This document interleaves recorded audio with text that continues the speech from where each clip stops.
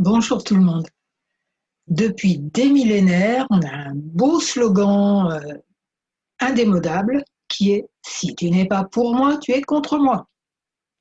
Et à partir de là, si on est contre la personne qui dit ça, c'est qu'on est lâche, méchant, bête, oui, parce qu'on n'a pas compris qu'il avait raison, et pas beau en plus, hein, quant à faire, on a tous les défauts. Celui d'en face vous dira la même chose en sens inverse. Avec tout ça, on oublie qu'il y a quand même un parti qui est plus intéressant, c'est celui de la paix et de l'amour. Ah ouais, bisounours. Non, non, non, pas bisounours. Ras-le-bol des millénaires de conflits, de guerres qui se produisent pour rien. On va dire que ça ne remonte pas à hier. L'origine mythologique de la guerre de Troie, c'est la déesse Eris, déesse de la discorde, qui a jeté la pomme d'or de discorde, justement. Au milieu d'un repas, là, super, la fête et tout, pomme d'or qui serait donnée à la plus belle des femmes présentes. Donc il y a 3 déesses qui se sont mises à se crêper le chignon, les autres ont pris le parti de l'une ou de l'autre, ou de la troisième. Le résultat a été la guerre de Troie, sans jeu de mots en fait, il pourrait y en avoir un. Donc la guerre. Combien de fois ça s'est produit comme ça dans l'histoire? Tout le temps. Très, très, très souvent. Est-ce qu'on a envie que ça continue? À l'heure actuelle, il y a si tu n'es pas pour le masque, tu es contre le masque et tu es complotiste. Si tu as un avis, tu essaies de réfléchir sur les vaccins, tu es, comment ils appellent ça, anti-vax, tu es un méchant complotiste. Et inversement, pas plus gentil dans un camp ou clan que dans l'autre, quelquefois, pas toujours. Et quoi d'autre? Enfin, pro ou anti-Raoult, enfin tout. On a de quoi se bagarrer 50 fois par jour en ce moment. Qu'est-ce qu'il est intéressant de faire? Si on veut la guerre civile, on n'a qu'à continuer. Et ce qu'il y a de très intéressant dans ce beau slogan « Si t'es pas pour moi, t'es contre moi », c'est qu'on a un autre slogan qui est par ceux qui les marionnettistes de tout ça, qui est « Diviser pour régner ». Ça a été le principe de la colonisation, c'est le principe dans plein de situations. Donc, diviser pour régner, et ceux qui veulent manipuler, ils rigolent. Quel que soit le cas, je parle aussi bien de maintenant que d'il y a des siècles. Donc, qu'est-ce qu'on fait pour éviter de tomber dans ce genre de piège pour lequel on est programmé depuis tout petit, les cow-boys, les Indiens, quand ils... Drôle de jeu quand même, mais quel jouer quand on était petit. J'espère que maintenant que c'est passé de mode quand même, les gendarmes et les voleurs qui ne dénoncent pas un point de vue, qui ne dénotent pas un point de vue très bienveillant d'une justice qui prendra en compte les humains. Bon, bref, on est toujours dans ce genre de plan. Toi ici, moi ici, et on se bagarre. Commence à y en avoir marre, parce que tout ça, c'est juste se mettre le feu dans le cerveau émotionnel, dans le cerveau reptilien. Lui, ennemi, moi, bagarre. Lui, ennemi, moi, bagarre. Nous deux, bagarre. Hyper élaboré.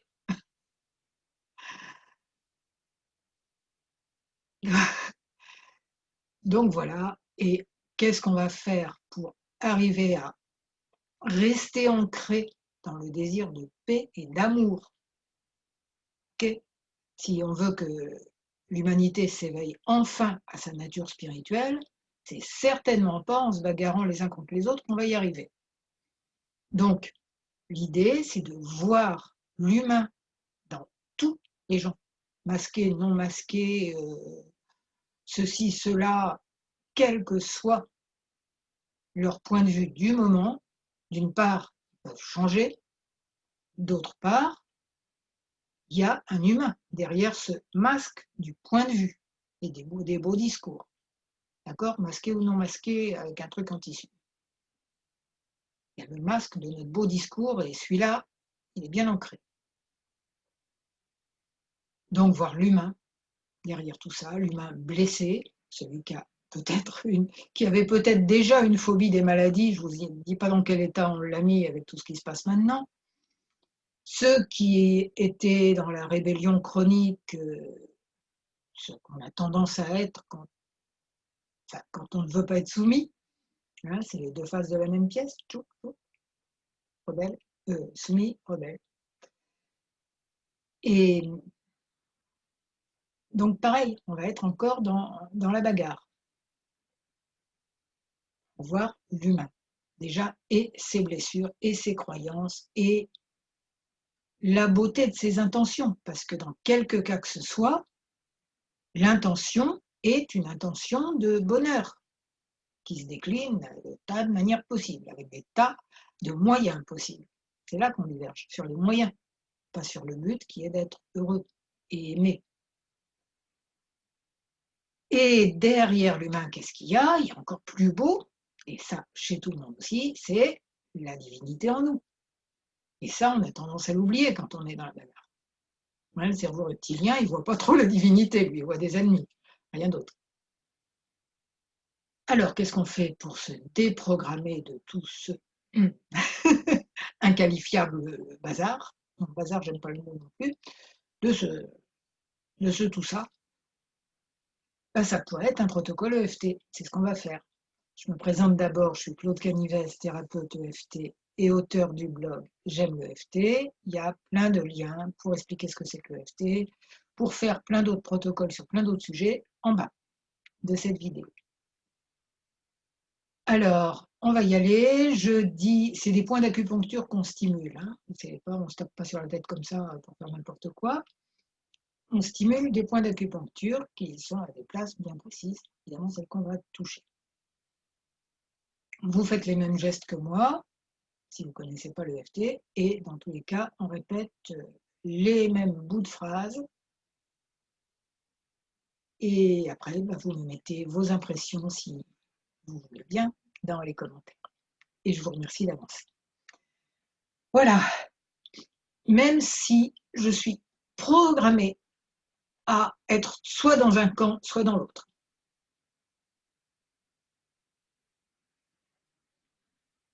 C'est pas que je sois spécialement dingue, c'est juste que l'humanité entière est programmée à ça depuis des millénaires. Alors bravo à moi d'être consciente qu'il y a un petit problème. Et même un gros. Et d'être en train de le déprogrammer, maintenant. Ou d'en déprogrammer pas mal de morceaux. Parce que c'était quand même un gros morceau. Même si je suis programmée à être dans un camp ou dans l'autre,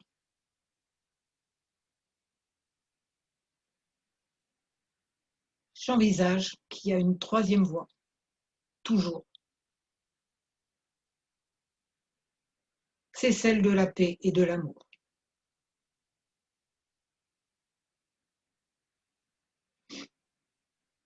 Et je me rappelle qu'on a tous une sagesse intérieure. Et qu'on est tous reliés par le meilleur de nous-mêmes.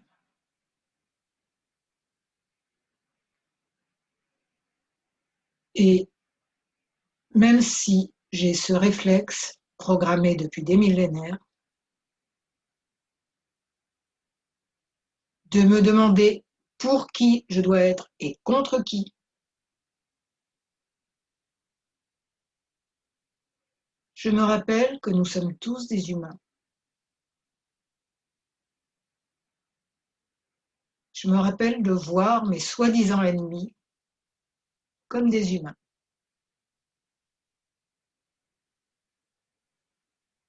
De me rappeler qu'ils ont été tout petits, de me rappeler qu'ils ont leurs blessures émotionnelles comme moi, et leur programmation comme moi. Et que derrière tous ces masques, il y a un soleil derrière les nuages, ce que nous sommes tous. Ouais, mais on m'a toujours dit qu'il fallait que je choisisse mon camp. Sinon, j'étais un lâche. Regarde, là, il me dit, tu vois pas que j'ai raison? Ben, je suis pas très sûre. Comment ça, tu vois pas que j'ai raison? Et tu dois voir que j'ai raison, quoi. Oh, là, la peur, elle commence à mettre son. Tu dois voir que j'ai raison. Ouais, tu veux pas me soutenir parce que tu es un lâche. Tu veux pas me soutenir parce que tu es tellement stupide que tu ne vois pas que j'ai raison. Tu es vraiment méchant, enfin. Tu n'as pas de cœur, pas de respect, tu ne sais même pas ce que ça veut dire. Tu comprends rien.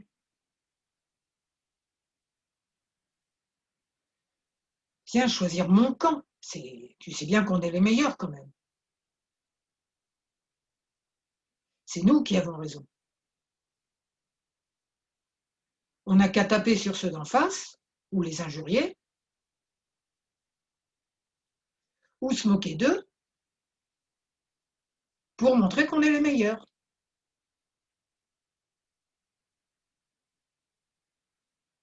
Et t'as intérêt à me suivre, hein, sinon ça va être chaud pour toi. Ah, l'intérêt, c'est le but, c'est de mettre l'autre dans la peur, quoi. Parce que quand on a peur, on peut faire n'importe quoi. Tu choisis mon camp ou ta vie va être très dure. Ceux d'en face disent la même chose. Est-ce qu'ils vont aider à la paix dans le monde comme ça? Il me reste un tout petit peu de cerveau au milieu de ces peurs. Je me dis que la paix dans le monde là-dedans, ils ont oublié, quoi. C'est la dimension qui manque à l'histoire. Mais il n'y a pas la paix dans leur programme. Il y a on démolit l'autre et après on est content.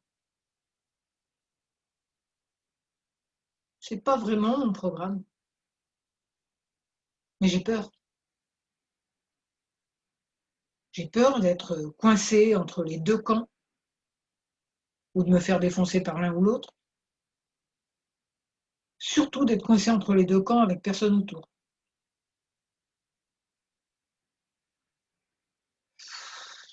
C'est dur quand même.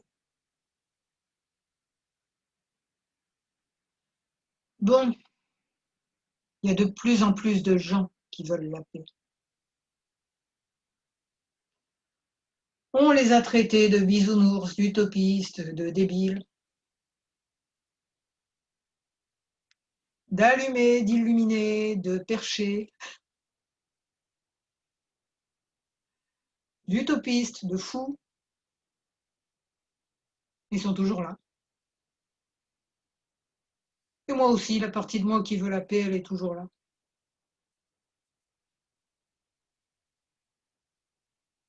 Après tout, il y a des gens qui y arrivent.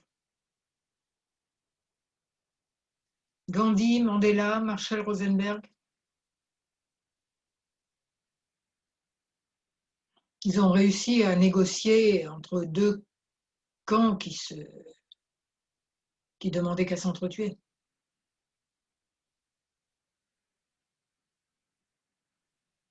Ils y sont arrivés. On sait de mieux en mieux comment faire. Et on sait que c'est possible. Oui, mais moi, je ne suis pas Gandhi ou Mandela et j'ai peur. Oui, bon, déjà t'en as conscience, c'est déjà pas mal. Ce qui t'évite de choisir un camp ou l'autre. Et qui te fait travailler sur toi pour avoir moins peur. Et tout de même, suivre prudemment par petits pas les gens qui sont pour la paix. Ah ouais, ouais, c'est possible. Il y en a même de plus en plus. On nous parle d'éveil de l'humanité quand même. Et on a de plus en plus d'outils pour arriver à cet éveil. Alors, quand on commence à me mettre le couteau sous la gorge ou presque, pour me dire de choisir mon camp, je peux penser à voir dans l'autre une personne, un humain. Voir la beauté de ses intentions, si, il y en a quand même. Voir qu'il essaye d'être heureux. Que dans le cas présent, il veut être en bonne santé, que les gens soient en bonne santé, ou être en liberté et que les gens soient en liberté. Personne ne veut que les gens soient en mauvaise santé ou prisonniers quand même. Enfin, pas consciemment, pas de façon très avouée. En tout cas, tout le monde cherche à être heureux dans l'histoire. Même s'il veut le pire pour ceux d'en face. Bon, moi je cherche à être heureuse aussi.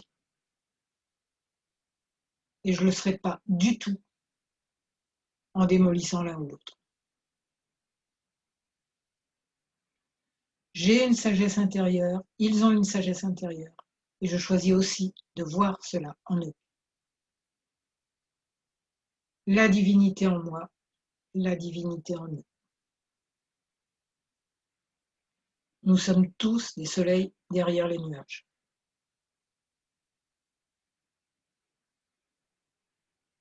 Et je peux de plus en plus voir la beauté dans tous les êtres. Et si je ne vois pas le soleil en eux, ça peut venir de leurs nuages, et ça peut venir aussi des miens. Voilà, donc je me programme de plus en plus pour la paix et pour l'amour. Même si les deux camps me traitent de bisounours, je sais qu'à moyen et long terme, et même à court terme, c'est excellent pour moi, pour les deux camps et pour tous les êtres.